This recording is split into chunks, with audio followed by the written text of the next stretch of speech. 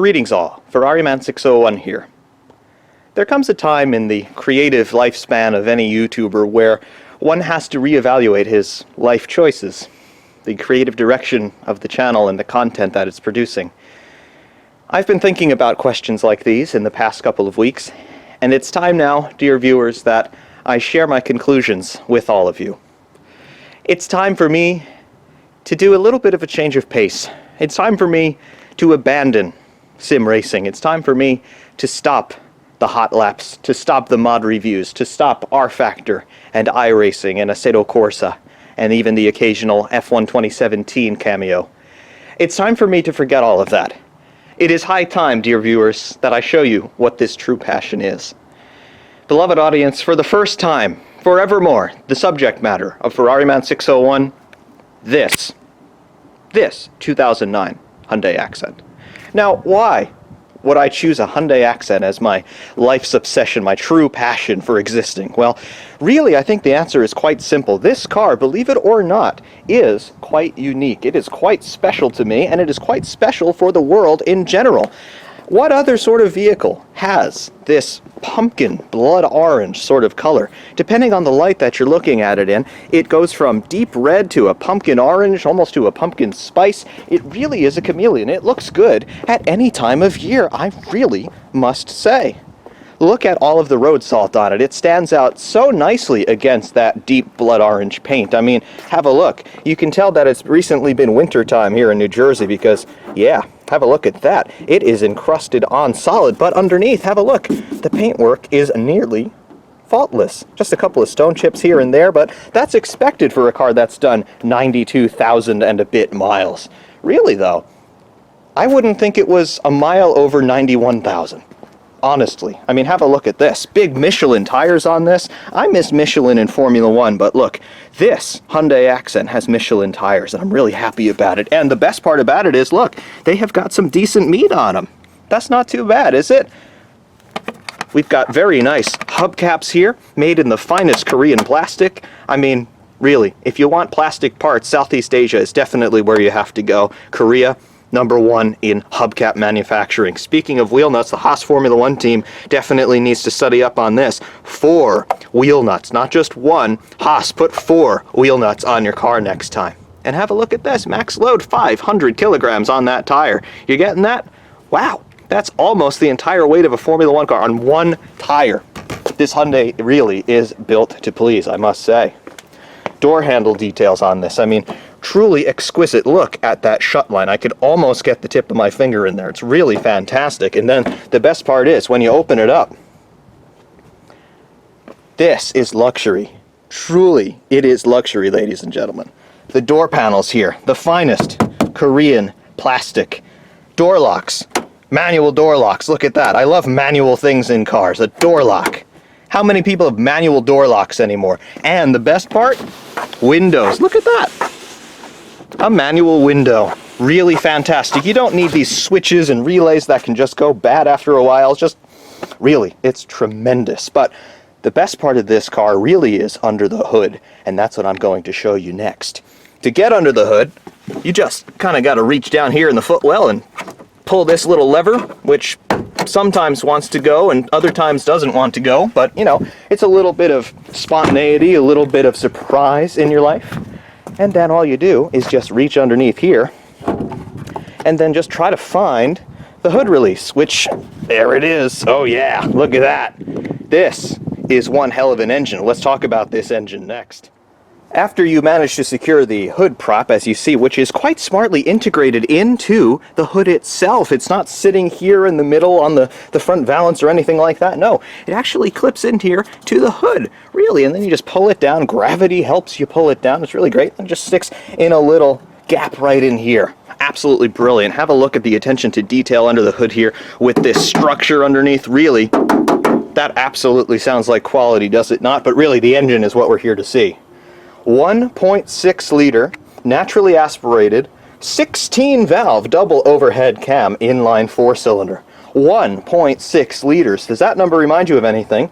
Yeah, this has the same displacement as a Formula One engine. So basically, this is a Formula One engine. Really, it is that impressive. Like I said, 92,000-ish miles on this car, and this engine looks absolutely fantastic. I mean, there's not even all that much rust on it here. This is the exhaust shroud here. The exhaust primaries are underneath this metal plate, just for some added protection there. We got to be safe in this world after all. But I mean, seriously, there's not that much rust underneath here. And honestly, I think Mercedes, they had better take a look at this, because look at the packaging. It's really great. I mean, you got the battery here. This only weighs about 20 pounds or so. That's not going to cost you too much in lap time. You got a big intake plenum underneath here. No big air snorkel or anything. Just, you know, this. Compact, simple. It just comes apart with a couple of clips here. Really easy to service. You could save a lot of time in R&D if you just did this. All of your fluids are easily accessible. I mean, power steering fluid right in front of you, engine coolant right in front of you. You see, we're barely even running enough in here, but really, that's just to save weight. That's worth about 5/10 a lap right there, running not enough engine coolant. Really great. Washer fluid? Who needs washer fluid? This thing absolutely just creates sunshine and rainbows and unicorns wherever it goes. Brake fluid? Nah, that's fine. Absolutely. Really, though, best part? Oil? Yep. 5W20. Oil burning? Yes, it happens, and it makes even more horsepower. Speaking of the horsepower on this engine, we're talking about an absolutely ballistic 89 horsepower on this thing, but it gets better. This engine has variable valve timing, which means that when it hits about 3,000 RPM, we're not just making a pedestrian 89 horsepower, we are making an absolutely unbelievably illegal 91 horsepower. 0 to 60 times are under 30 seconds in this car. Really, it gets my blood boiling. It truly does. Other things for you. Coolant, this is your radiator here. Just one, no fancy side pods necessary. Just stick the radiator in front. Why not? Don't open it when hot. See courtesy messages. They never fail to think of anything, Hyundai. Really great. Don't open it when hot. Could hurt yourself. Engine oil underneath here. Checking the engine oil level. And best part, automatic transmission fluid right in there. Brilliant. All of your hoses and things, they're caked with a nice protective layer of road grime. Really, it is a fantastic piece of lowest bidder engineering, I must say. The whole car, it weighs about 2,100 pounds, I must say. So again, not too much heavier than a modern Formula One car, but you know, the same displacement of engine right there. It's fantastic, absolutely fantastic. Let's take a look around the rear of the car, show you what it looks like here. Great details back here as well. You can see the aerodynamic dead zone at the tail end here, where all of that road grime and salt and whatever has just collected on the rear valance again. You can see there are some stickers there in the rear window. It's absolutely great, and you can still see where this car came from. Circle Hyundai. Doesn't really exist anymore. Slightly different name, but hey, it's a 2009. What do you expect? Also, 2009, who won the Formula One World Championship in 2009? Brawn. So this car is literally a Brawn. It's great. Absolutely great. You've got the BGP 001, and then you've got the Hyundai Accent. Two greats of 2009. Brilliant, brilliant. In fact, this car was so good that it was illegal in Formula One. Great. Absolutely great. But of course, the final thing that we must do with this car is drive it. And we're going to do that next. Okay, welcome aboard the 2009 Hyundai Accent. This truly is an absolutely tremendous vehicle, I must say. First of all, instrumentation in the cockpit. Of course, all of your business happening front and center. To the left, we've got a tachometer. It goes all the way up to 8,000 RPM. Absolutely dizzy revs on this thing. To the right, we've got our speedo here, reading 0 right now because we're not moving. Goes all the way up to 140 miles per hour, and then it reads in metric in the center ring there. Fuel level here in the middle, reading E because the ignition is off. Up top, we have our odometer reading 92,847 miles at the moment. And then, of course, our ancillary controls. Our stalks here, this is our indicator, right and left, up and down. So obviously right and left there, centered for nothing there. Integrated with that, we have headlight control, so full on, marker lights, and then off. You want to flash your high beams, pull this back toward you. If you want to keep your high beams on, push it forward. On the right-hand side here, probably a little bit out of frame, but we have our stalk here for the wiper control. So just a quick burst on the wipers there, push it up, pull it down, and you start to get into your intermediate and then constant settings for the wipers there. And then you can even change the intermediate timing on that intermediate setting, the first detent there. If you want to mist, pull it towards you. You've got your misters up and running. Very simple but very comprehensive controls. Of course, in the center here, we have got a radio and things like that. I don't really care about the radio, but it does have one. It is even satellite radio ready if you really want that, of course. We'll lock the doors, we'll turn the ignition on, and you get to hear the awesome ignition chime in this car.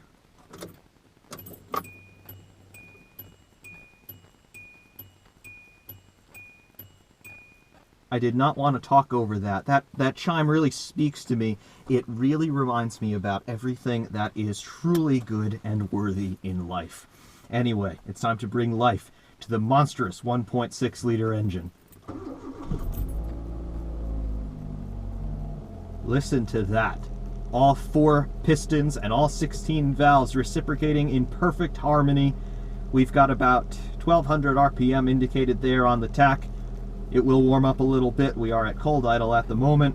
We have just about 3/4 of a tank of fuel on board, and we have a racetrack to ourselves. Yes, we do. We'll release the parking brake now, and then we will throw it into reverse on this automatic gearbox. Off we go.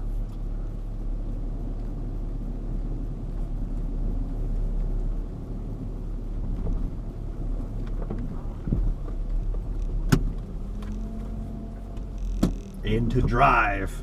All you got to do is get on the gas, and then it does all the work for you. There's 2,000 RPM, second gear just punched up. Up into third. We got 4 gears in the box, plus overdrive, believe it or not. So it's practically a 5-speed gearbox. It's tremendous. Coming up to the top of the hill to this tight right-hander. Takes it like an absolute champ, I'll tell you. We took that corner at an absolutely unbelievable 18 miles per hour. 18 miles an hour, folks. You'll never see that anywhere else. Right hand kink. And then coming down up to our neighborhood speed limit of 25 miles an hour. Pole position in Bahrain? Yeah, I think this would definitely do it.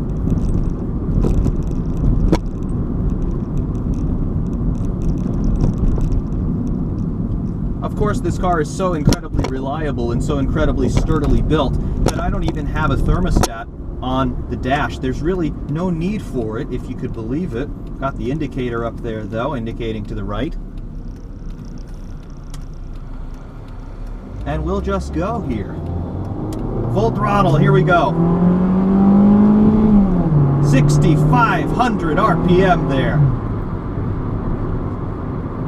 6,500 revs. How about that? And now we have topped out at 50 miles per hour, and this car definitely feels like it has at least another 20 miles an hour in it before it says I've had enough. But honestly, there's really no need to go any faster than 60 or something even entirely ludicrous like 65 miles an hour, if you can believe that. That is nigh on 120 kilometers per hour, 65 miles an hour. Could you believe that? Absolutely illegal sorts of speed that would be.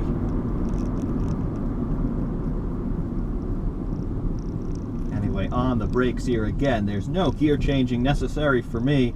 Such a luxurious piece of wonderfully engineered machinery this is. Honestly, I cannot get over it. I even have a power outlet down here off to the right in the center console. I've got an auxiliary port because the iPod Shuffle was a thing when this car was new. It's really appointed so amazingly well. I've even got airbags down here. I feel so safe. I feel one with the car 100%. No complaints at all. The rubberized plastic on this steering wheel, it really is very comfortable in my hands. I almost feel like it was made for me. Truly.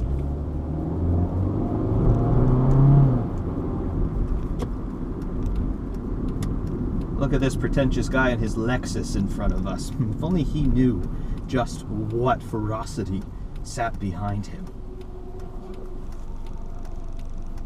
Engine's mostly warmed up now. We've come down to our idle speed of about 750, 800 RPM. You're barely cognizant of the fact that the engine is running. There is only about this much vibration in the seat here as we're sitting here at idle.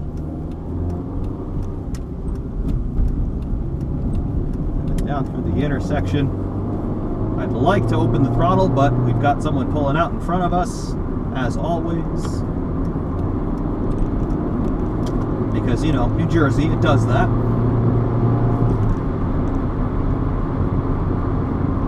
Another straightaway blast. Look at that, 55 miles per hour. That's very nearly 90 kilometers per hour right there, ladies and gentlemen. Lewis Hamilton, move aside.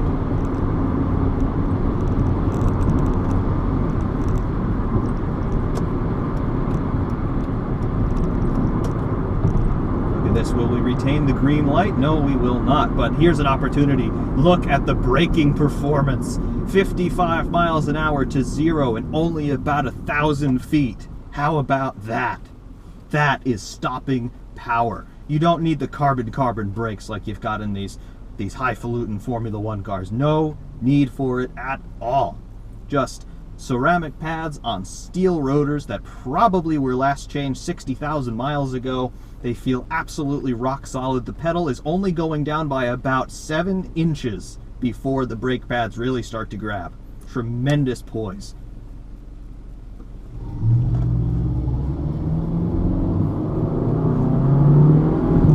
Look at this Ford Super Duty, full throttle. We out-dragged a Ford Super Duty in this thing. How about that? Ford Super Duty, everybody knows that that is literally the same as the Koenigsegg Agera, so really, this is faster than an Agera. Tremendous.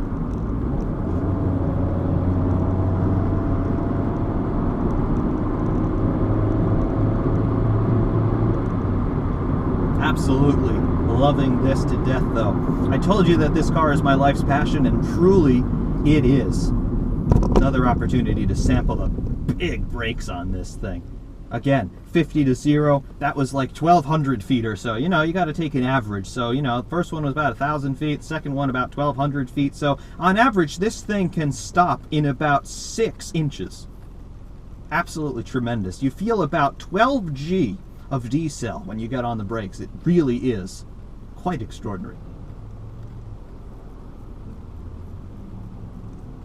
Checking out the traffic situation at this intersection. Look at all of these tremendously fast vehicles. That huge box truck there, really, that's good for about 350 down the front straight at Monza for sure, but this has it beaten 100%. Old Mercedes there, is that a 190? No, it's a 300 SEL. How about that?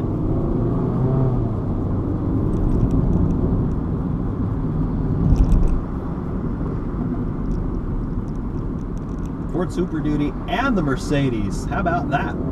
Pulling off for a pit stop there. No, that's a 300 SB Mercedes. I beg your pardon. Look at that. Virtually seamless gear changes. It only feels like maybe a quarter-pound sledgehammer in my backside as the car changes gear, particularly on the upshifts, but you know, compared to anything else, compared to, I don't know, a Mercedes or a Lexus or even a BMW, you know, this really, it's like floating on a cloud made of the hopes and dreams of orphans. Tremendous.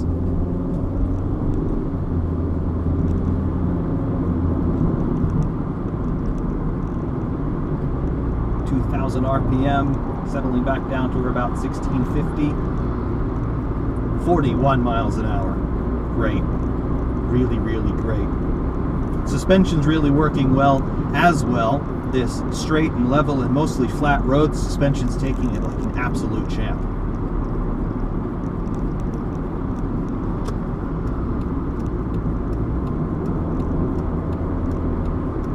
I'm gonna cut off here and turn around. This car built for jug handles. This is a jug handle, for those of you who don't know. You can throw it in at 27 miles an hour. Tremendous cornering force. I felt probably 0.2 G there laterally.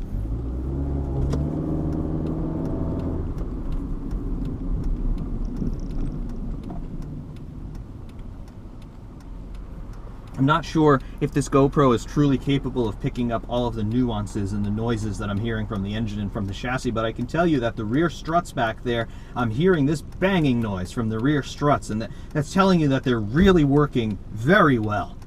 If you have rear struts, for example, or any struts that are completely silent and totally smooth, get them off your car, because that means that they're absolutely shot. You want them to be squeaking and squealing and making these really sharp banging noises, because that tells you that they're really doing what struts should be doing. Just waiting for the green here. Again, I'm just amazed at how quietly this car idles. Virtually no vibration at all. Tremendous. Absolutely tremendous. You almost forget that you're in a car sometimes. Light's gone green. That's our signal to go. Go! Yes, now we're going. Very nice. Look at this. Dodge Durango in front of us. He's got a bit of a head start, but we have 91 horsepower with the variable valve timing, and we've matched speed now with the venerable Dodge Durango. That's truly a badge of honor.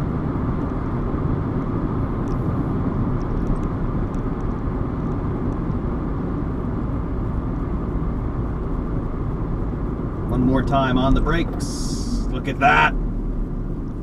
Braking from 35 miles an hour and down to 0. That's 12 G of D-cell right there. It's amazing. Also, I should draw attention to the tremendous physical condition that you need to be in to drive a car like this. 12 G of D-cell is nothing to trifle with. And then on the XL, easily this is 18 or 19 G. I mean, really. For me to be able to carry on a conversational tone like this, really, it took years of very hard training and consultation with nutritionists and doctors and all kinds of things to be able to be in this very good condition that I need to be in to enjoy this car to the extent that it's designed to be enjoyed.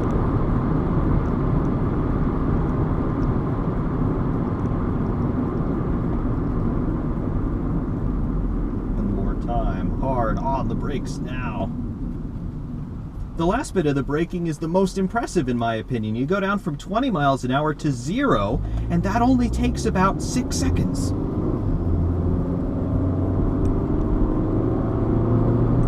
I'm into third gear, picking up fourth on a short shift. Gearbox very intelligent, I must say. Like I said, it's a very smooth operating gearbox as well. You hardly feel it working. It's tremendous.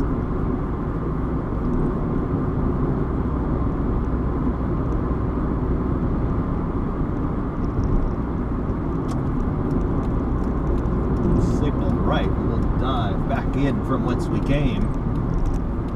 Another jug handle, 40 miles an hour. Look at that. Holding the road, absolutely no problems at all.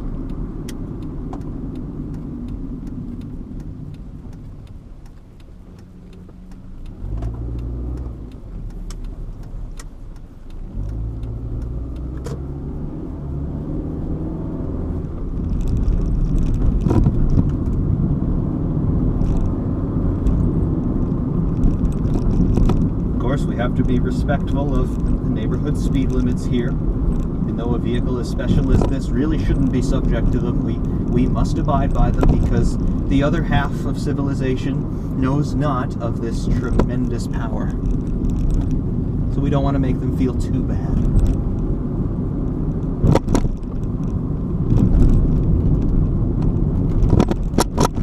Look at that. Suspension working wonderfully over these very uneven road surfaces.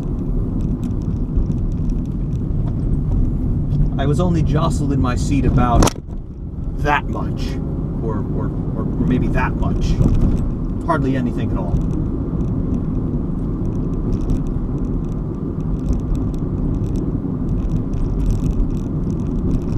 And now just coming back in. Here's the best part. Big bump coming in. Handles it like a champ.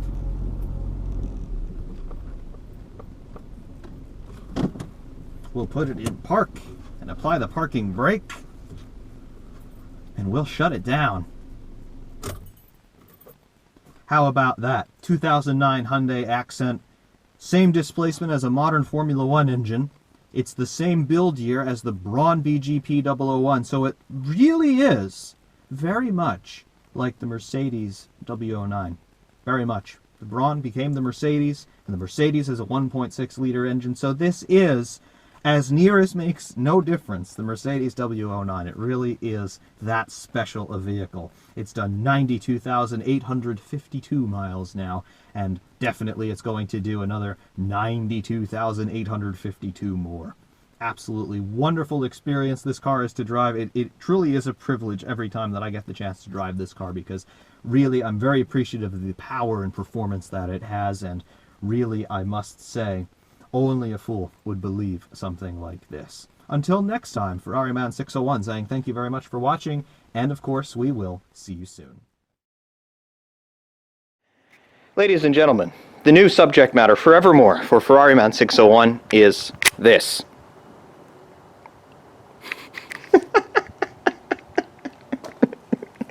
God damn it, this is fucking dumb.